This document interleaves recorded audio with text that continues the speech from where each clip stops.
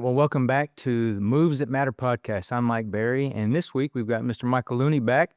But today we're going to talk about economic development's invisible engine. We're going to get into infrastructure. But before we do that, Mike, you were out last week. I was invited. Tell us where you were. What were you doing? I was invited to Charlottesville, Virginia, which is the headquarters of Apex Clean Energy. Apex Clean Energy has an operation in San Angelo. They have an office in San Angelo, down in the southwest part of town. They have their headquarters in Charlottesville. They're the company that designed and leased the land and built the Angelo solar power facility, which is a 348 megawatt solar power facility on the west side of the county. That's the one over off, 2288? 2288 Jeremiah Lane. Yes, sir. So they invited me up to be a keynote speaker at their company annual function. Nice. So it was a week-long event. It was only up there for 2 days, but it was very well received. What did you get to talk about? The topic was on the economic power for small communities of data centers, and how solar power has been propelling these new developments into our economy throughout the entire state, because we have our state grid is a singular grid. So we touched on that. We talked about how the tax benefits of such large capital projects are beneficial to the not just the county, but also to the school districts. And so we can get more into that later, but that was the basic gist of it. The second half of it was on how power companies like Apex, which has demonstrated not just an interest, but also their commitment to supporting higher education. Yeah. And so we had a representative from a community college in Mississippi that spoke about a pilot program that Apex has done with this small trade school in Mississippi that has been highly successful. And now the background conversations after the presentation were, how do we deploy this into other communities where Apex has a presence? What was special about the location of Mississippi? They have a power plant down there. They have okay. a 200 megawatt power plant down there that they built a couple of years ago, and noticed that there was a real interest from this community college in the project, and these students wanted to be more involved and not just learn how to do the installation, but they wanted to understand the engineering and kind of the political side of things on how you take a 1,600 acre piece of property and develop it into something that's providing power to the United States grid, but also supporting the community at the same time. So they noticed this influx of students that were just very curious. They had kind of this group of students that were constantly contacting the company to ask more about it. They contacted the trade school, and over a period of about a year, put together a very dynamic program to teach classes at the trade school on how you develop and build and operate a solar power facility. And then they just started to codify that into actual full-scale certifications. Wow. And so, that's a way for Apex Clean Energy to build their workforce of the future. Sure. Yeah. But it's also the lifeblood of community college, trade schools, is program creation. Whether or not they get state funding or don't get state funding, they got to get student throughput. And when businesses do that, they partner with those schools. That's really what helps accelerate that program creation that they need so desperately. Well, and that's something that you and I have been working on for at least 5 years, and continue to talk a lot about is building the bridges between industry and higher education. Higher education meaning seniors in high school. Sure. And we're not necessarily talking about university level, although that's included. Yeah. And as you and I've talked about this a lot, and it's probably worth us talking about in more depth. When you look at what we see is the United States corporations are starting to adopt the European, especially the German model, where corporations in Germany for decades automatically have programs set up with regional trade schools and community colleges and universities in their area. And that's very sensible in so many different ways, from funding support from corporations to the schools, Yeah. training, but also it informs the schools, whether it's a high school or a trade school or a university, what does the industry want? Right. And that's very responsible of industry to do. Because a lot of times we hear critiques of colleges that they're siloed away and they're teaching things that are not applicable. Yeah. Well, that falls both on heavy industry and on the colleges to begin those dialogues about what actually do they need to be teaching. Right. The industries ought to be informing what the curriculum needs to be so that these students are employable after. Absolutely right. 100%. It's just the way it should work. Of course. And and we're going to touch on that today because I think, we've talked about talent as the new currency, and we're going to get into that a little bit as it relates to infrastructure because there is an infrastructure piece there and how you attract talent. But just from, I want to kind of get into this infrastructure discussion and how it relates to economic development. I want to start by kind of asking you and folks to think about the cost of failure, right? Yes, you've got It's a great phrase, by the way. Right? It's cost of failure. The economic drain of, say, traffic jams, right? Or internet outages or old aging water pipes. It's not just a convenience, right? It can be a drag on a community's GDP or the state's GDP or the nation's GDP. And so looking at infrastructure from the aspect of, oh, it's so costly put in, yeah, but the cost of failure is even bigger. And when I was working for Ethicon, and I was within the quality function of that manufacturing of healthcare products, one thing we often said is, yes, the quality costs, there is a significant cost to making a quality product that is going to not harm the end user, but the cost of noncompliance of bad quality is even greater, right? So investing in those systems and those processes to ensure without a doubt that you have quality processes and are making a quality product there's going to be a massive return on investment versus having to pay for the hiccups or the mess ups or any non-conforming product that you put out there. And I think infrastructure needs to be looked at it the same way. There's a bigger cost to the failure. Your example at Johnson & Johnson Ethicon is that you invested a lot of time and a lot of money into quality control, making sure that your products Quality control and quality assurance, because there's two separate things, right? It's during the process, but it's also after the process. Well, if you don't do that, you're depending on luck, and luck is cheap. And I'm sure there are lots of examples throughout the United States of companies that depended on luck and got away with it. Eventually, it catches up to you, though. Always does, right? Always does. We got lucky; we didn't get busted, and we're still 20% more profitable year over year. Well, wait till a problem happens. Exactly. And that's, to your point on infrastructure. When it comes to infrastructure in San Angelo, we hear about it a lot. And not just directly to us at our office, but we hear about it just in the community.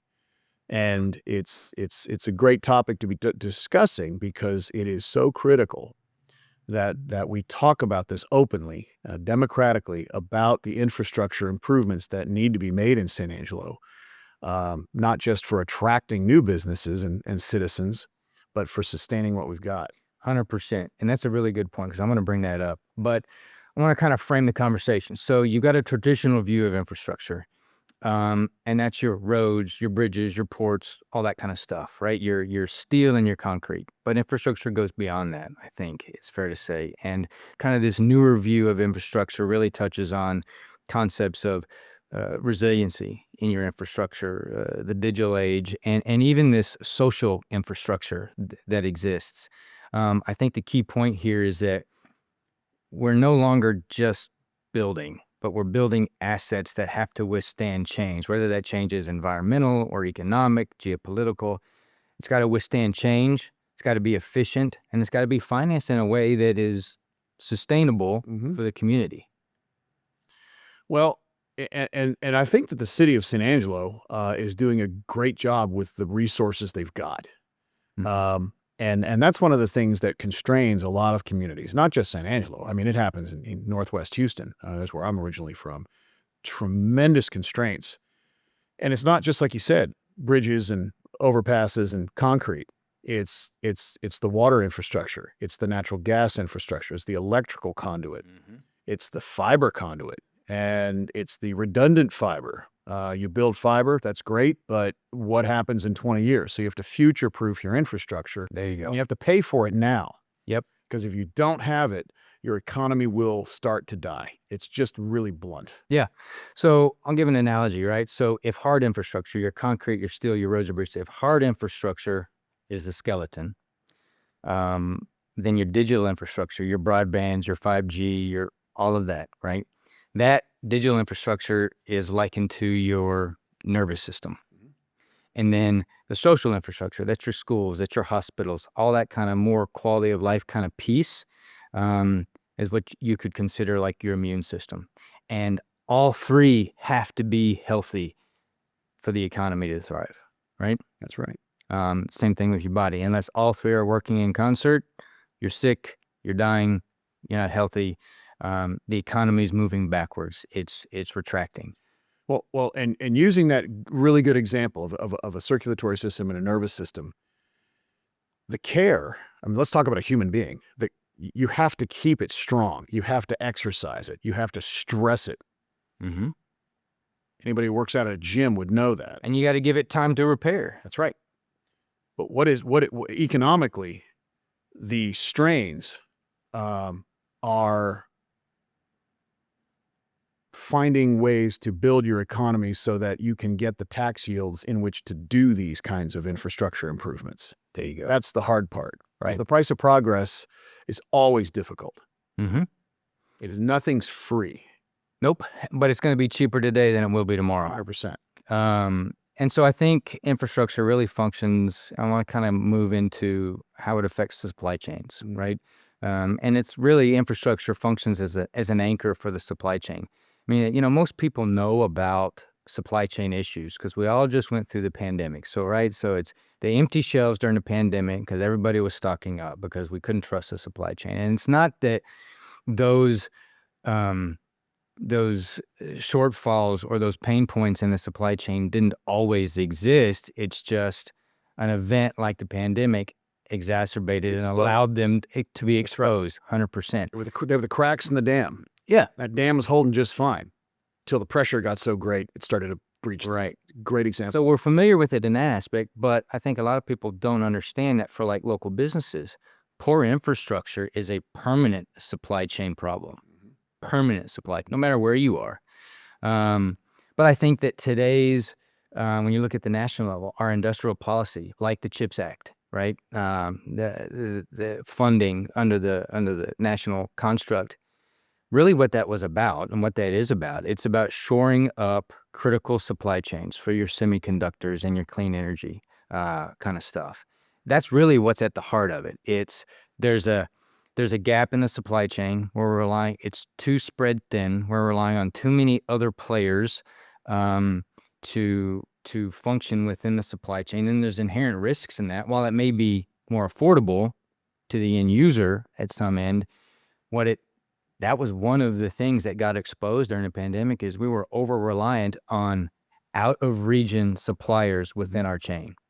And from an economic development standpoint, our job, if we're marketing the community and the community is our asset to spur business growth or new business or what have you, or talent attraction, we have to be able to show that we have a resilient energy supply and a resilient water capacity to support what's being funded under things like the CHIPS Act, these high-tech, high-demand industries. And without that, we're going to miss out. And the resulting tax dollars will never be realized. Right.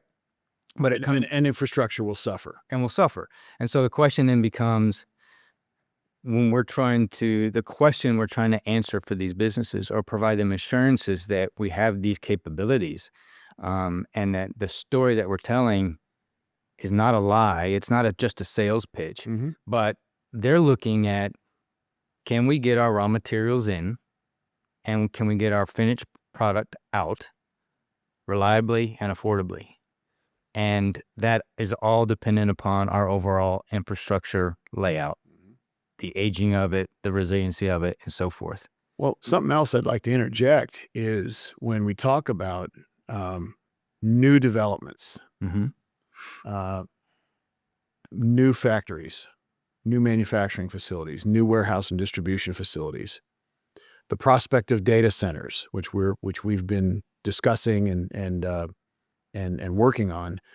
These developers pay for almost all of the infrastructure costs that affect their property, and even infrastructure that is downstream. So that's something that when I was with a commercial real estate development company in Austin for many years before I came to San Angelo, that was very common. And it's a phrase called developer pays. Meaning, if you're going to build, let's say, for example, a new warehouse and distribution facility, which our company did, we would have to pay for the infrastructure, not just, we didn't just tie into the infrastructure out in the street. Sometimes we had to build infrastructure for miles to service our facility. And one would think that, well, that's on the telecommunications company, and that's on the gas company, and that's on the city for water. Well, they'll get you the service, but the actual hard infrastructure, if you want to wait long enough, they eventually might get to you. Probably not. Right. So the developer would pay for all of that. So oftentimes private real estate developers pay for a lot of infrastructure that they'll never see the full benefit of, because they're building infrastructure for other developments that will eventually cluster around their own. Right. Yeah. And that's something that I think is important for people to understand, is that maybe at one time in this country's history, it was common for cities and municipalities to build all the infrastructure either for an en route, an incoming development, or for the future.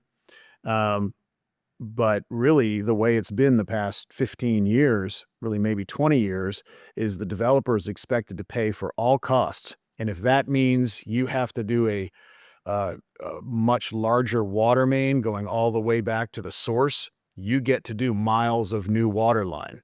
Yeah. And which actually functions well, because it takes that financial pressure off of the city and it puts it on the back of the developer.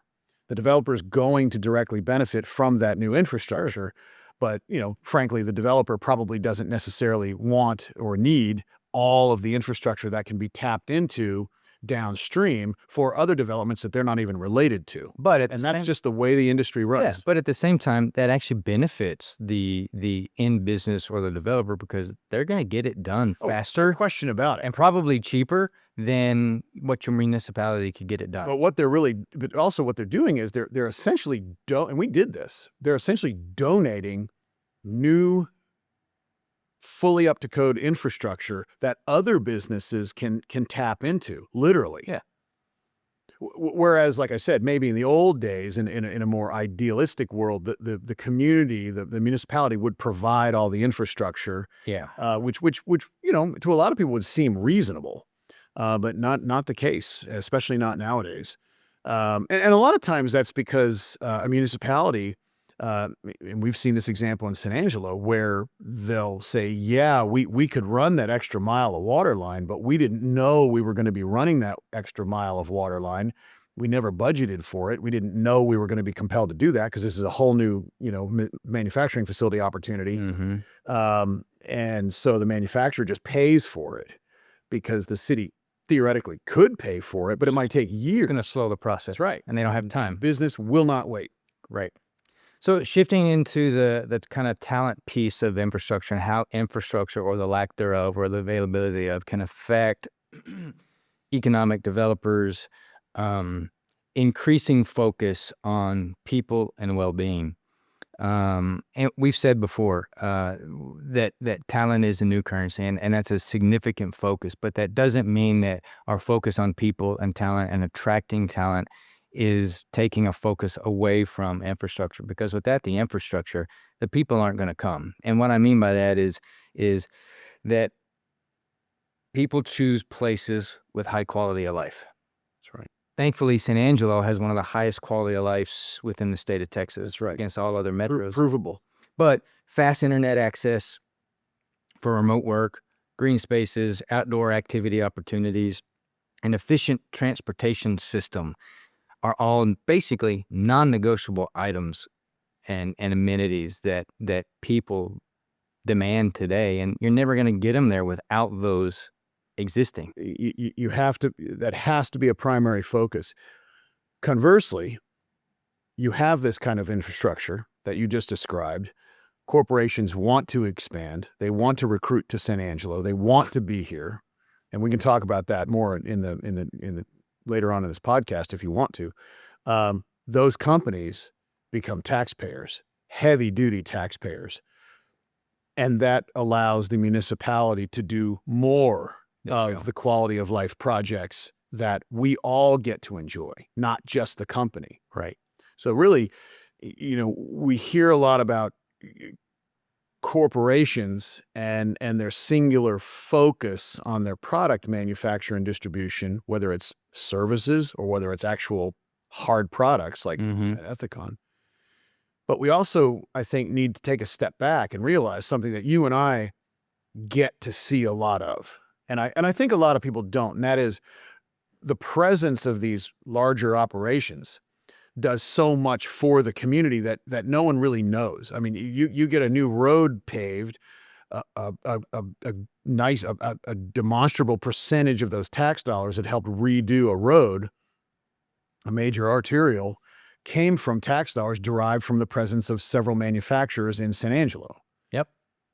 And the more raw materials they get in, the more finished product they can make, the more finished product they can export out of the community, the more wealth that gets imported into the community as a result thereof. And I want to touch on this. We can do this later on, but one of the things that you and I focus on that I want the viewers to understand is that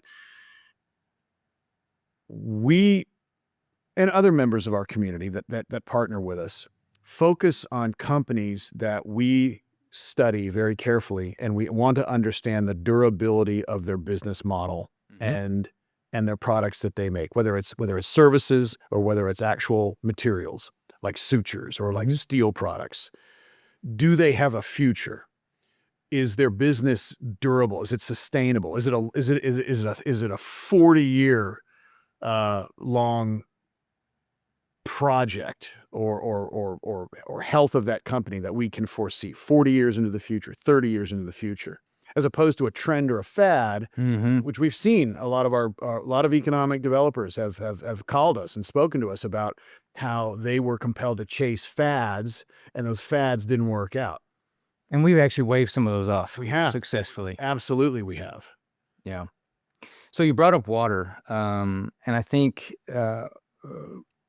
it's water from an infrastructure standpoint really is the unsung hero, right? It can function as an economic constraint. I mean, it is an economic constraint. And, I'll give you an example, right? A modern factory, a manufacturing site, whether it's considered a heavy water user or not, generally they tend to use a lot of water in whatever manufacturing process it is, especially with these high-tech ones. But they don't just require volume. But they require a guaranteed, uninterrupted flow of a specific water quality. And droughts or aging infrastructure pose massive threats to the functioning and the well-being of that business. And I think even on the economic development side, we are often constrained by the capacity of our water or wastewater systems to handle future growth. And that is always at the forefront of our mind about which projects we engage in, which ones we kind of wave off, and the constant conversation with our municipality partners about what is our current usage, is it going up, do we have enough water sources, what are our future plans of infrastructure, spurring those conversations because we know what's going on, we know what's coming, and it's helping spur those conversations so it doesn't become a constraint for us to be able to recruit these new businesses and try to grow the overall economy. But water is huge in that. And at the beginning too, based off where you were last week, you mentioned data centers. And I think I want to kind of morph into talking about data centers in a general way as it relates to water and energy consumption, because I think water and energy consumption is a big concern for everybody, especially when you start talking about data centers and any interest data centers may be or may not be having in the San Angelo area or Texas in general. I want to reference a recent Texas Tribune article that I just came across that came out a couple of days ago. It's titled, Google is to build 3 new data centers in Texas in a $40 billion investment. And I want to go through this here real quick. It's not very long. But on Friday, November 14th, Google announced a $40 billion investment in Texas in the form of 3 new data centers in West Texas and the Panhandle. The announcement by Alphabet and Google CEO, who was joined by Governor Abbott in Midlothian, is the latest multi-billion-dollar investment in Texas by tech companies racing to build infrastructure that can support advanced AI models. Google is going to build 3 new data centers in the state, 1 in Armstrong County, 2 in Haskell County. The one of the Haskell County data centers is going to be paired with new solar and battery storage plant designed to minimize the center's impact on the electric grid. Texas, this is a quote, Texas is the epicenter of AI development where companies can pair innovation with expanding energy, is what Abbott wrote. Google's $40 billion investment makes Texas Google's largest investment in any state in the country and supports energy efficiency and workforce development in Texas. We must ensure that America remains at the forefront of AI revolution, and Texas is a place where that can happen. It goes on to say that Texas has seen a rapid increase in data capacity in recent years thanks to the state's relatively cheap energy prices, the ease with which facilities can connect to the grid, and its overall business-friendly tax and regulatory environment. It says that there are at least 411 data centers located in Texas, second in the U.S. only to Virginia. Sundar Pichai, the Google CEO, underscored that Texas's importance to the growth of AI in Friday's announcement, and they say that everything is bigger in Texas, and that certainly applies to the golden opportunity with AI. Data centers are energy-intensive facilities, which we're going to talk about here in a sec. They're energy-intensive facilities that house servers that provide computing power, along with fans and cooling units needed to keep the equipment from overheating. The boom of data centers, coupled with the state's rapid growth overall, has led to projections of ERCOT that demand on the power grid could nearly double by 2030. That's in 5 years. Right. That's massive. Companies generally employ around 50 to 150 or more employees in each data center, in addition to an array of building and maintenance contractors, according to the Data Center Coalition, which estimates that each job in a data center supported 6 jobs elsewhere in the economy. That comment right there is what we talk about overall economic impact, right? It's support elsewhere in the economy on a particular business. Google said its investment is also going to fund workforce development to train existing electrical workers and more than 1,700 apprentices in Texas by 2030. Sounds pretty exciting, but I think along with that, there's likely a lot of concern with regards to what that's going to mean from a water consumption or even an overall energy consumption standpoint. And I kind of want to get into at a more elementary level, just kind of help folks understand what it talks about when this article mentions, them being heavy energy consumer. Basically, data centers use water and energy, but specifically when you get into water, I think that's one of the biggest concerns of what data centers do in terms of depleting a local community's water source. So they basically use water to transfer heat away from its chips and GPUs, right? It is one of the biggest operational challenges I think data centers actually face is temperature control, right? Because those chips, those servers generate a lot of heat. And if they get too hot, that's when they fail. Right. So the way in which they optimize energy and water is to keep those servers cool. And so there's a couple ways in which they can do it, which I want to get into and I want you to expound upon. So let's look at the server level versus the building level. So at the server level, there's two options. They can use air cooling, which is like your AC in your home or your business. Right. And then there's liquid cooling, which is a closed loop system that basically sends a cooling liquid like water over the processing chips inside the servers. And then that absorbs the heat and it carries it away. And then that liquid is cooled elsewhere and then recirculated through the system. But then you also have this concept, especially when you're talking about the kind of on the building level of a data center, you've got this concept that is quite widely used today, especially in some of these older data centers, is evaporative cooling. And that evaporative cooling system basically rejects heat using fans and water, and then that converts that water into water vapor, and then that is then released into the outside.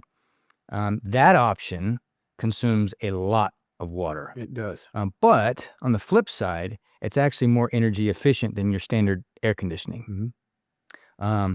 And the evaporative cooling type systems, this is a really good way from the data center's perspective, a way to manage their energy use in areas where power constrained grids exist or they have limited access to renewable energy, right?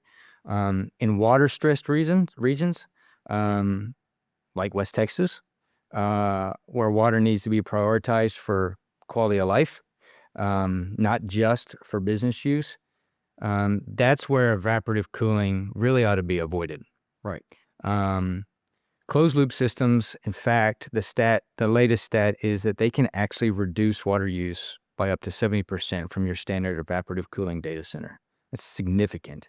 And then on top of that, which I think is why they mentioned in this article and what's going in Texas here by Google, is it's going to be paired with solar panel farm and battery storage, is because powering data centers with renewable sources of energy, like wind, like solar, what have you, actually even further reduces the need for the water consumption.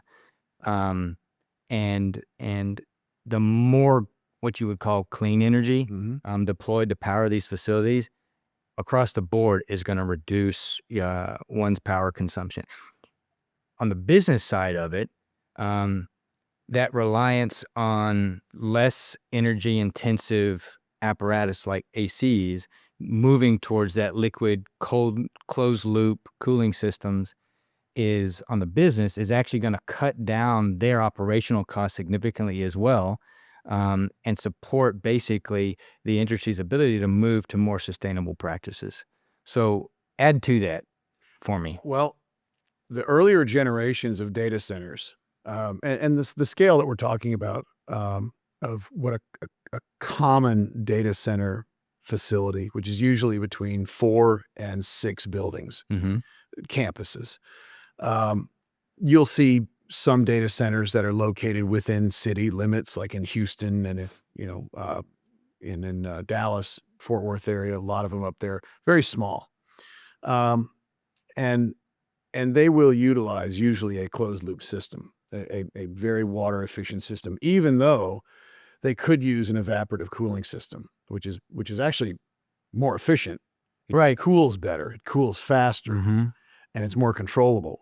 But what we've been told by the data centers that we're discussing, the prospect of coming to San Angelo with, is that they automatically they came right out of the shot and said we're using a closed loop system that is a closed system.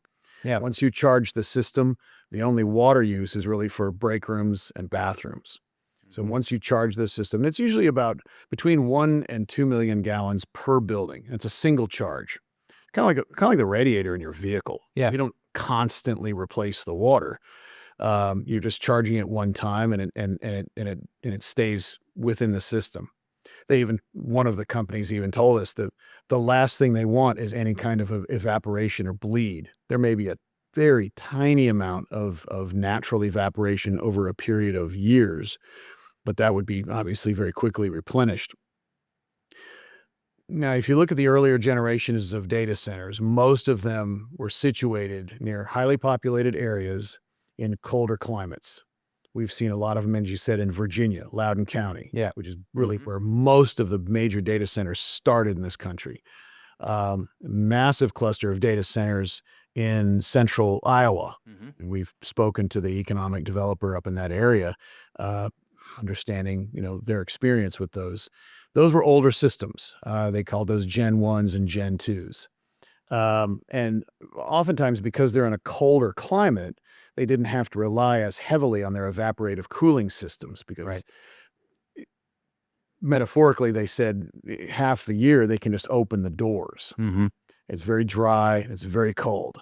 Now, I'm sure they filter that air and they utilize the external ambient cold temperatures to help cool off the internals of the data center. So if you start to see data centers moving into southern areas, well, you don't really have that opportunity to have that natural ambient temperature, ambient cold air around your center. So you're going to be basically running your cooling system heavily all the time.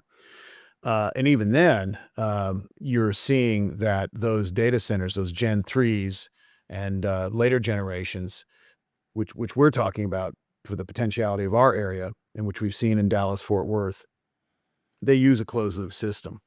Even though they have the opportunity to offtake as much water as they really want to, because there's an abundance of it, they're all going to the closed-loop system just because it's just more environmentally friendly. Yeah, and it functions well for them.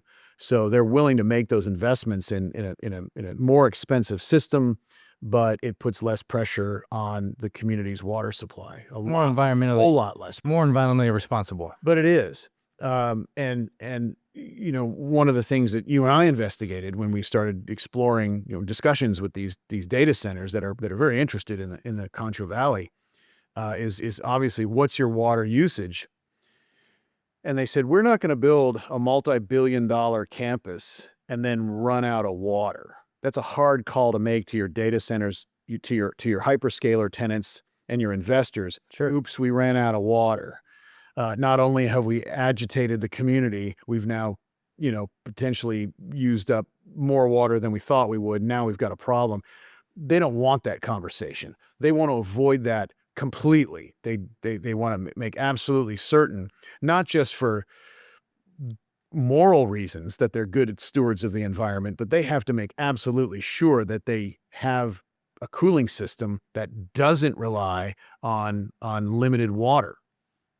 And so that was something that I found to be very encouraging, which is why you and I and our partners at the county and the city have been exploring further, pursuing some of these projects, as opposed to some of the projects that you and I were faced with 4 years ago, where we had some similar data center type developers. They were crypto miners. We figured that out. And they had a massive amount of power consumption and water consumption. And we told them no. More so than even these projected data centers that are going in. Massive. But they were under a lot of market pressure to get those facilities deployed. I think, and our partners collectively didn't feel that those were responsible developments in the community, and we told them to go elsewhere. And I don't know where they went, but not here. I'm glad they didn't. Yeah. And we wouldn't have permitted that. And that's one thing that I think that is important to mention, is that one of the things that you and I do as economic representatives of both county and city stationed at the chamber gives us a certain degree of objectivity and perhaps even neutrality, to where we don't make the final decision on a development, but we certainly can advise our city council and our county commissioners and county judge as to what we, from a market perspective, think is wise. Well, and I'll add to that, right? Because you come at it from a local resident perspective, right? Yeah, we can be objective because we're not serving one master. We're looking at county and inside the city limits. Nor are we a party to the transaction. Right. We're not making a commission. Correct. If they were. Yeah.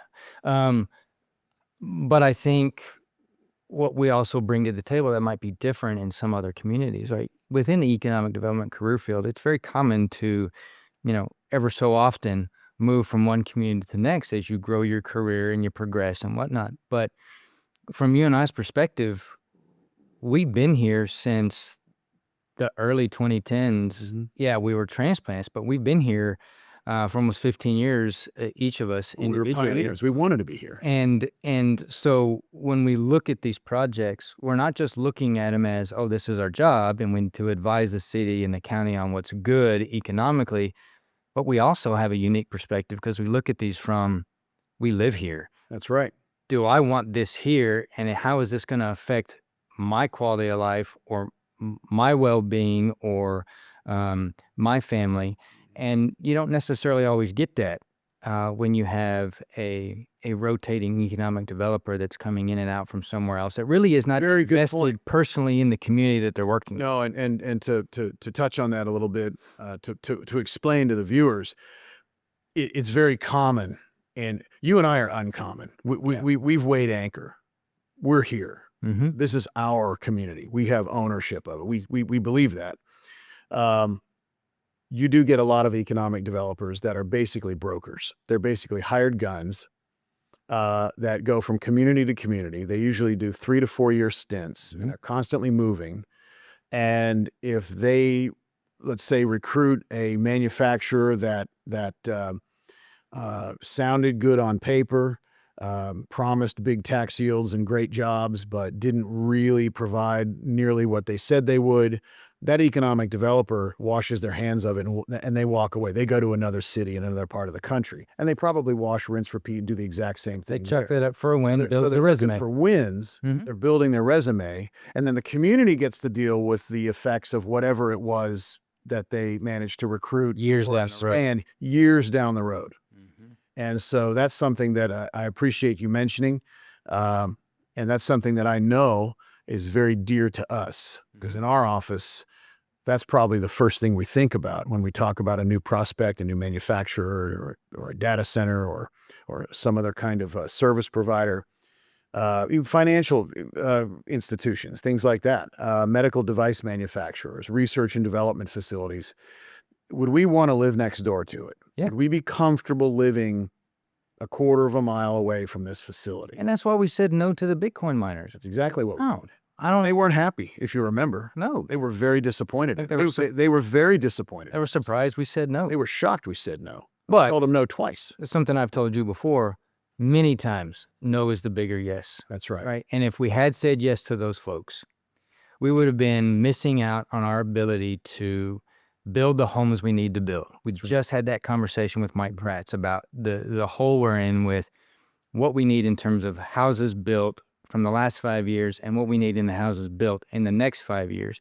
And had we put in one of these Bitcoin mining facilities and not made the hard decision to say no, we would have displaced our ability, not just from an infrastructure standpoint, but just displaced the ability to build homes and provide a good quality of life for the people that do want to live here. And then you potentially start pushing people out because they don't want to be around that. That's right. We've already heard stories of specific towns and people that we run into that are not happy with their Bitcoin mining facilities that are there, but they're stuck with it. Community in North Texas. Mm-hmm. That's paying the price for it, and they're very unhappy about it. And the tax yields are strong. Sure. I want to kind of close out today's discussion with. Can I bring up one thing? Yeah, please If do. you don't mind, that I think is very germane to what we just touched on.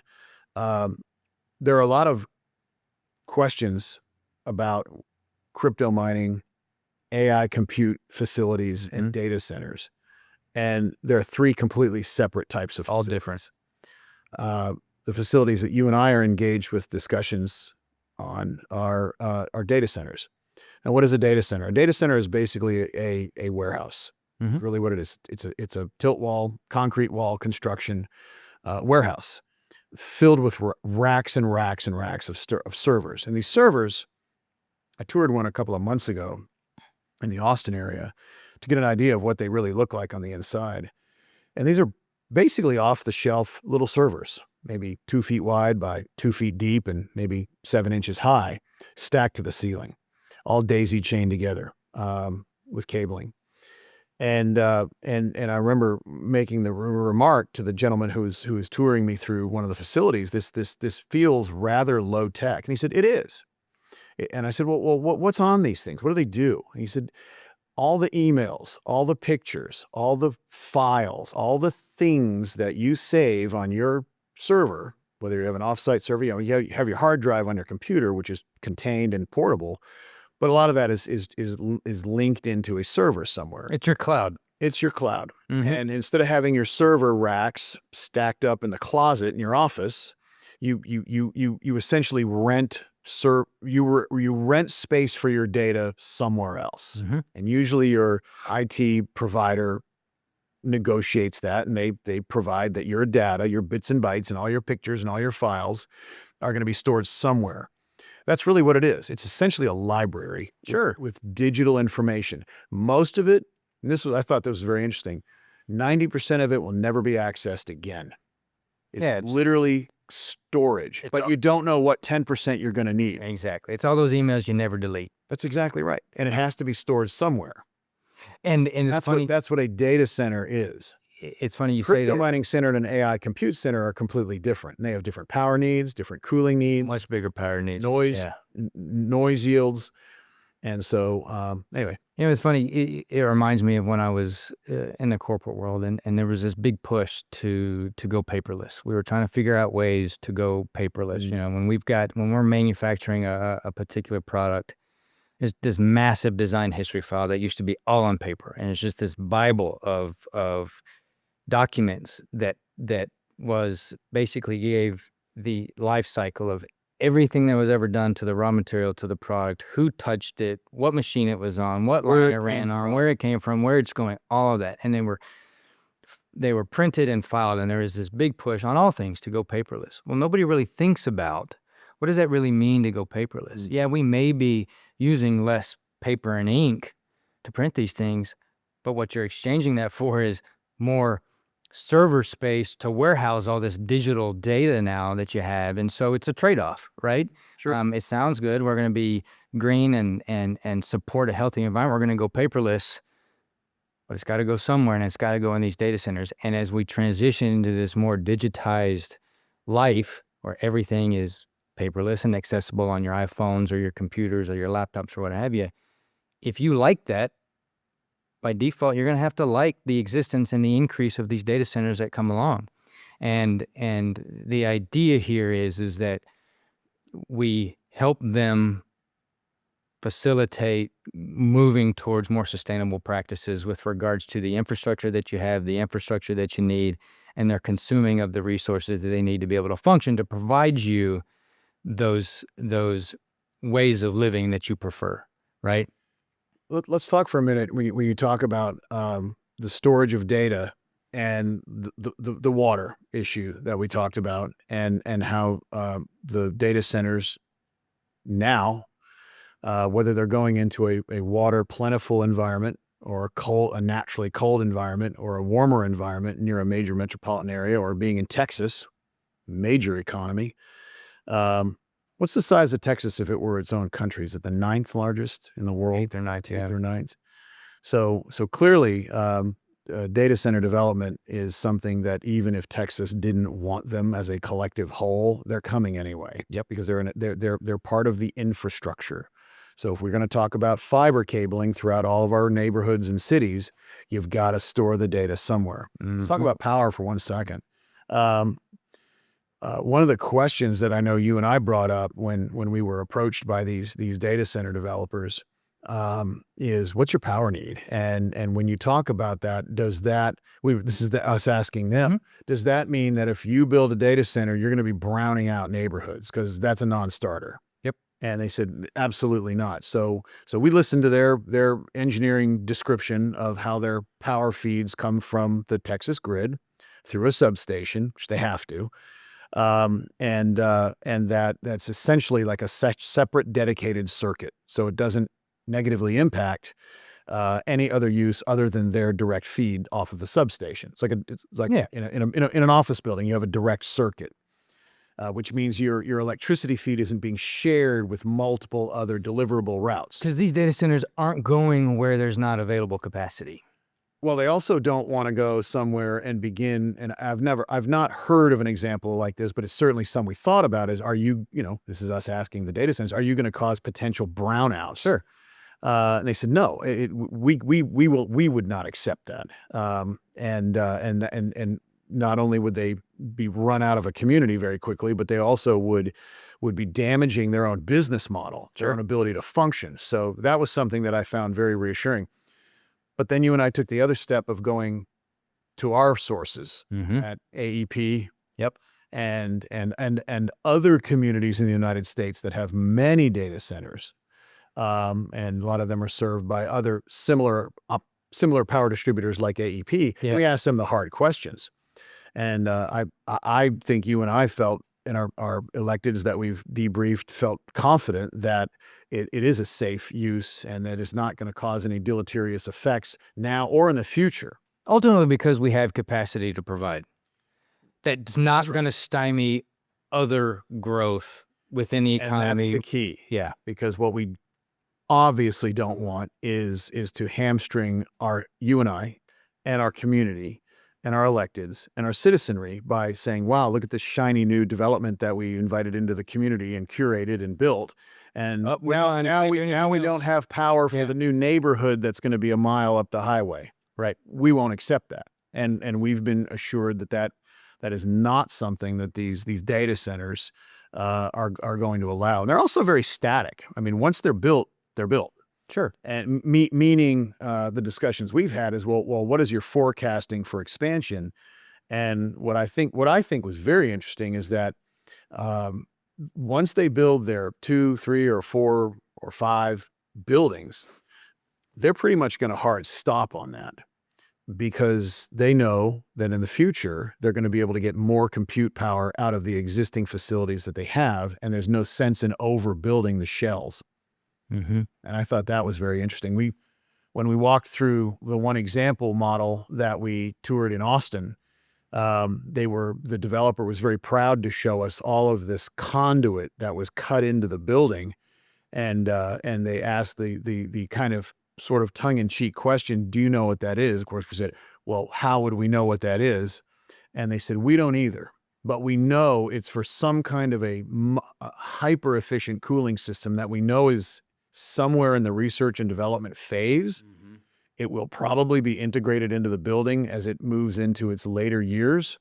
But we're preparing for that new cooling system, and we're preparing for higher density computing within the shells that are being built, which I think is very smart. So they're being built for the future, right? They're what they call the term future-proofing is the term that they use several times.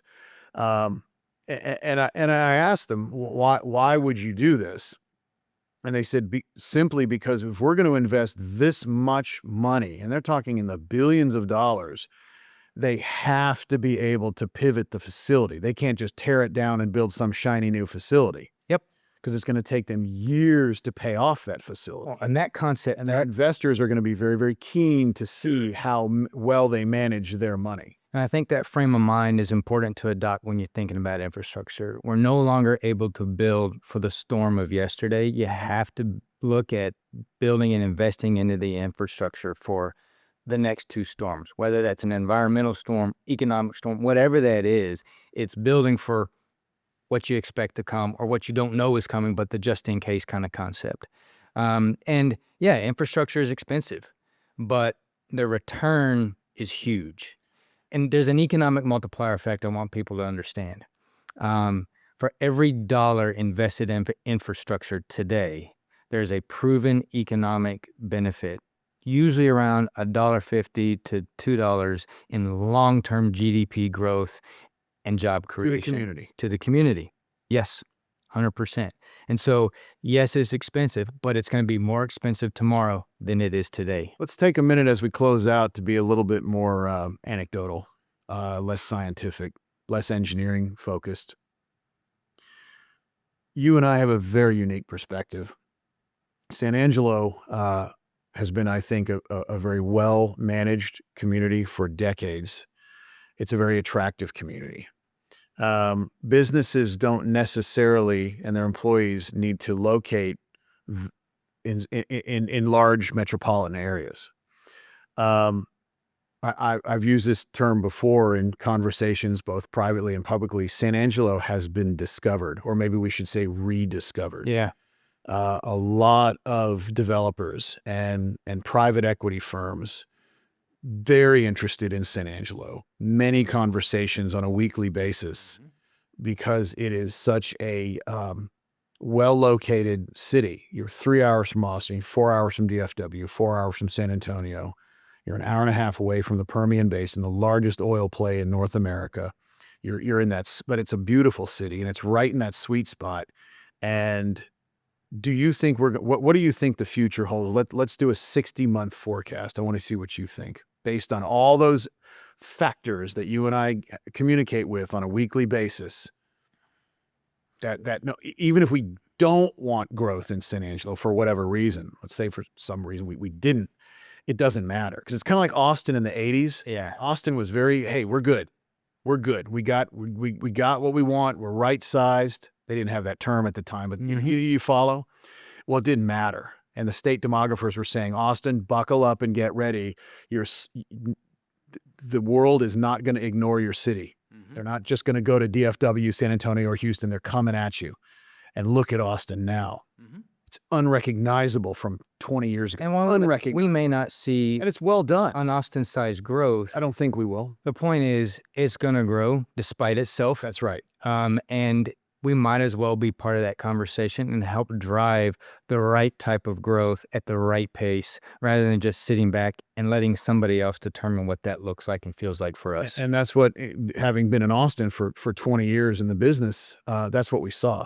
And when we saw Austin very cautious as a community. I mean, I'm not just talking about the elected officials. I'm talking everybody was just very cautious.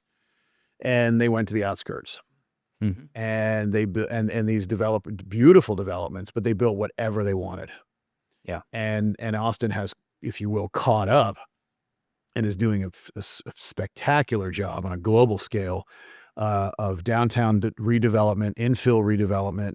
And it's a beautiful city, but it's a very attractive city, and it just continues to grow and grow and grow from a density perspective, a citizenry perspective, population.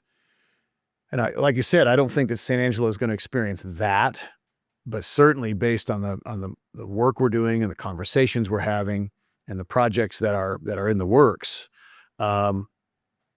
we can't hold it back. It couldn't be, because San Angelo has done such a good job of maintaining its cultural significance, its natural beauty. You have 3 rivers that run through the middle of the city. The citizenry are known, and we've had this anecdotally told to us by heads of corporations, very, very educated, friendly people. So what we see are these companies and these equity companies that want to put money into San Angelo saying, you check all the boxes, where have you been? And those are good signs. Sure. Those are very good signs. It's a sign that we have a good household. Yep. And it's attractive, but we want to manage. You don't want to lose that growth looks like, but we also don't want to lose that. Don't want to lose that. We don't want to lose that flavor. We don't want the city to just get paved and turned into, any other city, some place that we don't want it to be. Right. So yeah, the city's growing, but at what cost? Well, we want to preserve that culture, and that's something that Austinites were very concerned about in the 90s when I was at school there. Yes, we want growth, but we don't want to lose our culture. Yeah, because that's something that you can never get back. Yep. And I think that they haven't. Some might argue that they have to a degree, but I don't think they really have. And I think San Angelo, I think that's one of the things that you and I want to make sure is preserved, is the culture of our community. And the growth will be, it won't be rampant. It'll be, and that's what we see. Nashville is a great example where the growth became rampant, almost out of control. This will be measured and deliberate. Absolutely right. So let me suffice it to say that I think to walk away from today is that the community really needs to embrace the idea that investing in pipes, in wires, in roads, the things that we don't necessarily see, it really is the most profitable. It's the most equitable. It's the most future-proof investment that we can possibly make to be ready for what's coming. You got it. 100%. So thanks for joining us today. If you liked what you heard, please make sure you look back at some of our past podcasts and look forward to next week as we continue this conversation. Thanks.